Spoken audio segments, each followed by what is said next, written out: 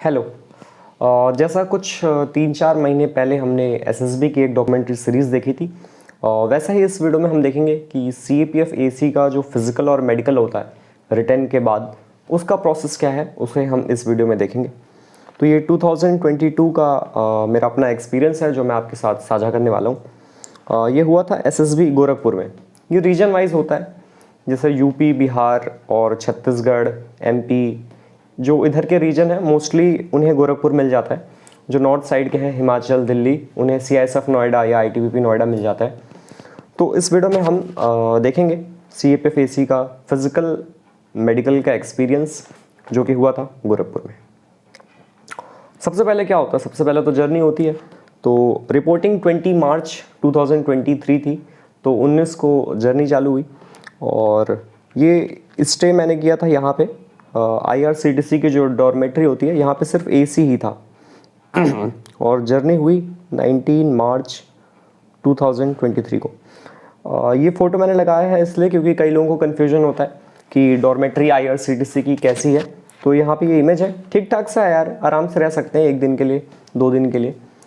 बस वही है कि थोड़ा जैसे यहाँ पे दिख रहा है ना, यहाँ पे दीवार नहीं है, तो अगर बाजू वाला लाइट जलाएगा तो आपको लाइट दिखाई देगी, और कोई अंतर नहीं है, और तो सब बढ़िया है।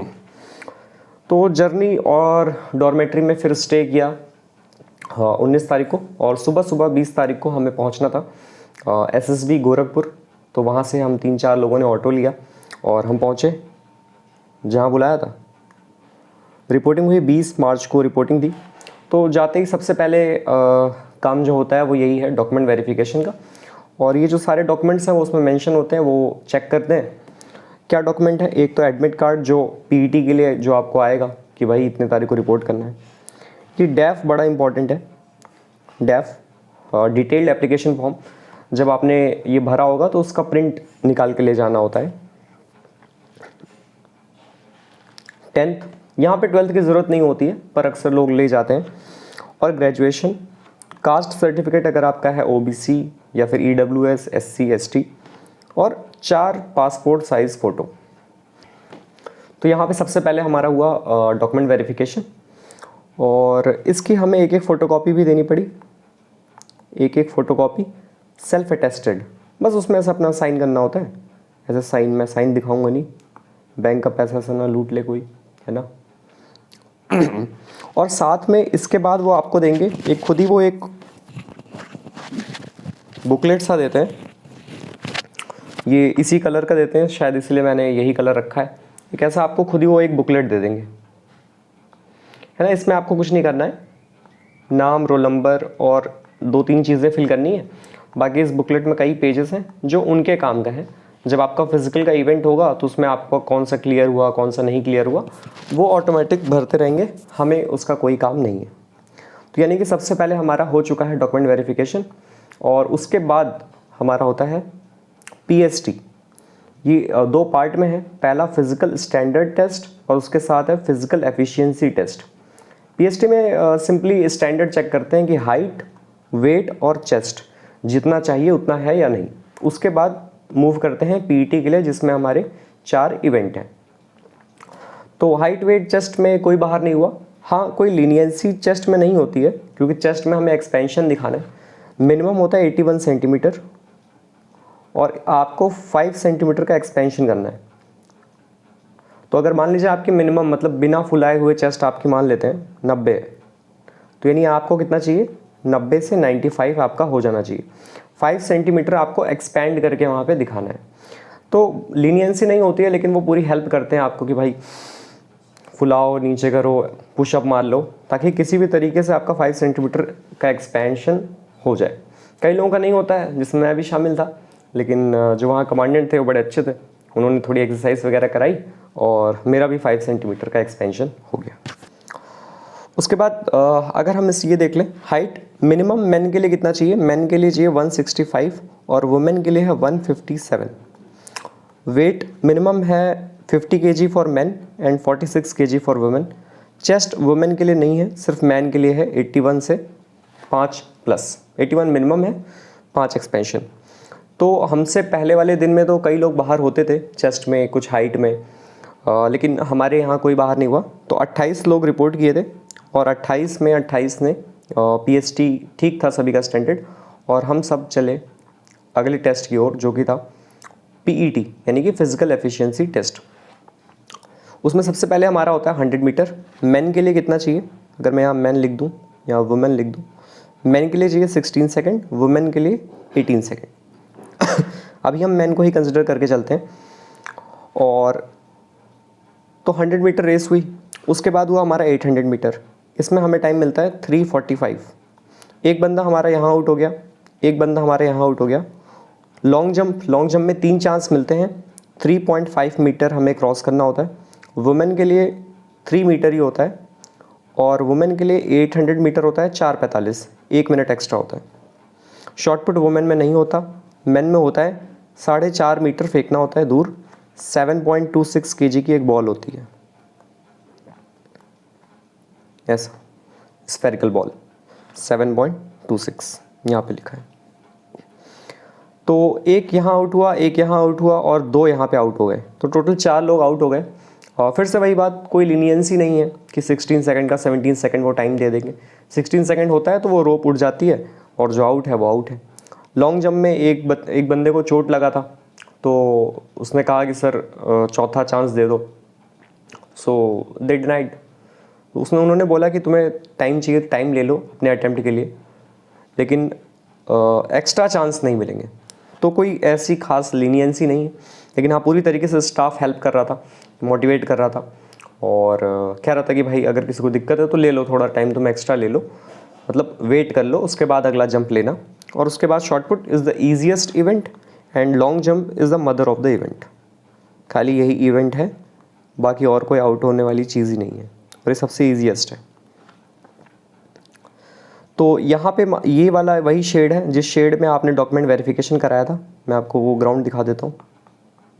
यहाँ पे आपका डॉक्यूमेंट वेरिफिकेशन हुआ था, और राइट साइड में ही हमारे ग्राउंड है। ये वाली जो जहाँ पे मैंने फ़ोटो खींचा है, ये आप शेड में बैठे हैं, यहाँ पे डॉक्यूमेंट वेरिफिकेशन हो रहा है, और राइट साइड में है आपके ये ग्राउंड है जहाँ पे अभी आपको दौड़ना है। तो यहाँ पे इन्होंने ऐसे लेन बना रखी थी, क्योंकि कई बार हम सोचते हैं कि कैसे दौड़ाएंगे। तो ये 7-7, 8-8 के ग्रुप में यहाँ पे 8 लेन थे। तो 100 मीटर में 8-8 बंदे एक बार में दौड़ेंगे, और यहाँ पे ऐसे रोप लगी हुई है, रोप ज़मीन पे है। उसके बाद यहाँ पे माइक सिस्टम है पूरा। यहाँ पे आपको बोलेंगे सेट गो, तो गो के बाद सभी को भागना है, और 16 सेकंड के बाद रेस खत्म हो जाएगी। जो आउट होगा वो आउट हो जाएगा। फिर 100 मीटर के बाद चालू होता है 800 मीटर। 800 मीटर में क्या होता है, ये तो 100 मीटर का हो गया। यहाँ से आपका चालू होगा, यहाँ से। इस बार ग्रुप थोड़ा बड़ा होगा क्योंकि 800 मीटर है। यहाँ पे 10 या 14 लोग थे हमारे में। तो आपको यहाँ से स्टार्ट करना है रेस। मान लेते हैं ऐसे गए, ऐसे गए, ऐसे गए, ऐसे गए। एक राउंड कंप्लीट हो गया, फिर से गए अगला राउंड। 2 राउंड कंप्लीट हो गया, और थोड़ा सा और आगे आना है। 2 राउंड के बाद फिर यहाँ पे फिनिश लाइन है, यानी इतना आपको एक्स्ट्रा ट्रैवल करना है, तो आपका 800 मीटर हो जाएगा। ये गोरखपुर की बात है, हर जगह क्या पता 400 का ही ग्राउंड होता हो तो 2 राउंड में हो जाएगा। यहाँ पे आपकी फिनिश लाइन है, वो जैसा भी होगा वो आपको वहाँ बता ही देंगे। यानी 1 राउंड, 2 राउंड, फिर थोड़ा सा ये एक्स्ट्रा जहाँ पे फिनिश लाइन है। यहाँ पे हमारा हो गया 800 मीटर। फिर यह है लॉन्ग जंप। लॉन्ग जंप में यहाँ से आपको जंप करते हुए आना है, मतलब रनिंग करते हुए आना है। ये वाइट पट्टी पे पैर नहीं रखना है, इसके पहले से ही जंप कर जाना है इस रेड रिबन के उधर। ये 3.5 मीटर है, 3.5 मीटर। 3 चांस मिलते। तो यहाँ पे ऐसे लाइन लग जाएगी, सब लोग एक एक करके दौड़ते जाओ। जिनका क्लियर होता जाएगा वो इधर खड़े होते जाएंगे, क्वालिफाइड वाले। जिनका नहीं होता है वो वापस इधर लाइन लगाते जाएंगे, 1 2 3 4 5। फिर इनका फिर से होगा, सेकंड वाले जिनका होता जाए वो यहाँ आते जाओ, जिनका नहीं हुआ वो फिर से यहाँ लाइन लगा लो। तो ऐसे आपको 3 चांस में करना है। यहाँ पे टेंट है, यहीं पे कमांडेंट साहब रहेंगे, वो पूरी चीज़ें देखते रहेंगे। और इसमें सारे इवेंट्स में रिकॉर्डिंग भी होती है, तो 2-3 जो जवान होते हैं वो कैमरा रिकॉर्डिंग करते रहते हैं। और फिर लास्ट में मेरे टाइम पे क्या हुआ था, मैं खुद ही थर्ड चांस में क्लियर कर पाया हूँ। पहले चांस में जब मैंने किया तो कहीं एडी टच हो गई यहाँ पे। मैं तो क्वालिफाइड वाले में जा रहा था, लेकिन वो मैडम थी, मैडम बड़ी अच्छी थी, हेल्प कर रही थी अच्छे से, शी वॉज एसी। तो उन्होंने बोला नहीं आपका हल्का सा एडी टच हो गया था। तो मैं सोचा ठीक है, हल्का सा टच था, अगली बार क्लियर कर लेंगे। मैंने सेकंड जंप लिया, मैं यहीं गिर गया, मतलब जंप में पावर ही नहीं आई। अब बचा थर्ड अटेम्प्ट और बचे हम 4 लोग, तो उसमें से 2 क्वालिफाई कर लिए और 2 क्वालिफाई नहीं कर पाए। तो ये था लॉन्ग जंप का खेल।